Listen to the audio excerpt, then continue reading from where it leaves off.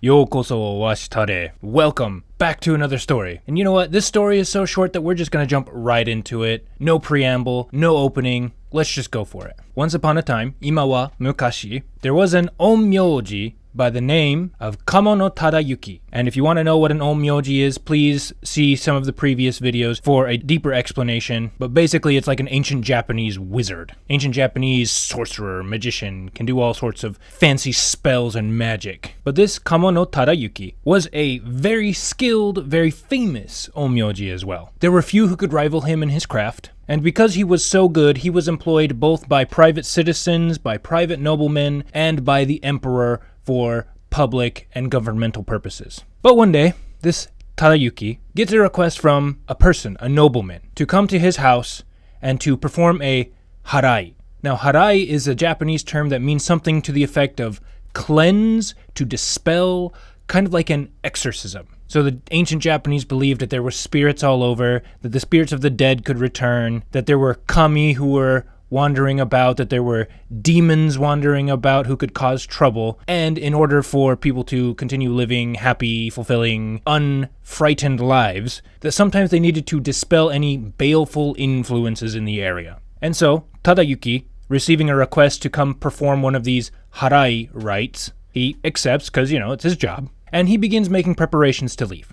And as he's getting everything together, Tadayuki's son, who is about 10 years old at this time, sees the house in a bit of a commotion, and clearly his dad is preparing to leave, and this kid comes running up to his dad and tells him that he really, really wants to join his dad on this little harai expedition. And specifically, the term that he uses is koi kereba. Kou is an ancient Japanese term that means something to think fondly of, to have a strong desire for. Basically, this boy really, really wanted to spend time with his dad, which is absolutely adorable, let's just be honest. And Tadayuki was a really nice dude. He was a good dad. And he said, you know what, son? You want to come see what I do? I'd be more than happy to show you. Hop on in the carriage. Let's go to exorcise demons together. What a father-son outing. If my own dad is watching this, how come you never took me on exorcism expeditions? I feel cheated. Come on, Dad, what are you doing? But joking aside, they go to the place of the exorcism. They get there, Tadayuki performs the exorcism, everything goes off without a hitch. His son is sitting on the sidelines just watching, paying attention to his dad, because that's what they did in ancient times, is kids didn't go to school. If their parents had a job, they would watch what their parents were doing, and they would learn from the sidelines and get direct education and training from their parents, and a lot of times the family business was continued along those lines. But everything goes off without a hitch, and Tadayuki and his son are now heading back home. And along the way, Tadayuki's son suddenly comes to his dad and says, "Hey, Dad." And Tadayuki replied with a contented smile on his face, said, "Yes, son, what is it?" And his son then asks him, "Well, I saw something at that place we were just at. I saw 20 or 30 things that looked like people, but were very clearly not people. And they were kind of freaky looking, too. It made me really nervous. And these people who weren't people all sat in a row and began eating of the offerings that were left out for them. And when they were done eating the offerings, they all got on carriages and boats and horses that looked like they had been prepared beforehand and left. They scattered everywhere. What were those, Dad?"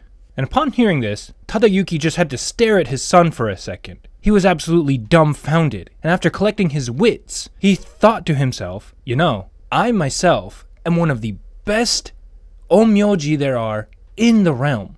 I am really good at my job. And yet when I was this boy's age, I couldn't see ghosts and gods and demons. I could only do that after years and years of training and slowly and gradually gaining that ability. But this kid, my son, being his age, he can already see supernatural occurrences and phenomena.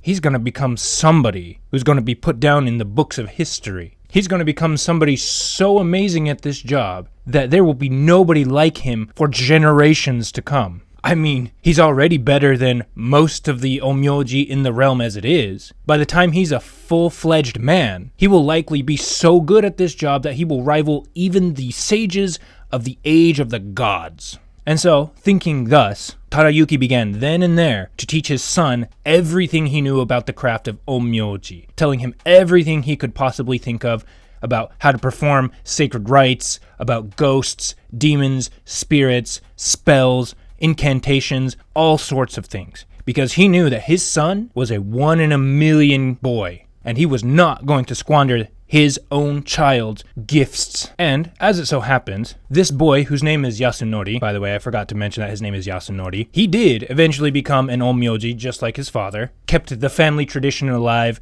probably made his dad proud beyond words, and, like his father, was an onmyoji of such competence that he was employed both by the private sector and by the emperor. And Yasunori's children were also onmyoji who were alive even in the time when this story was actually finally written down. And not only was he a famous onmyoji who was gifted in all of the arcane arts, he also helped create a calendar for the Japanese government, which is a bigger deal than you think it is. Because part of the point of making a calendar to the ancient Japanese wasn't just to keep track of the days, it was to map out the movements of the stars and the planets so you could then perform rites in accordance with the natural laws of the universe. You could understand which directions to go and avoid taboo directions, because that was a thing that they did. If the stars were aligned in a certain way, it was unlucky to move in certain directions. So there were all sorts of supernatural, very important reasons why you needed to keep track of the movements of the heavens.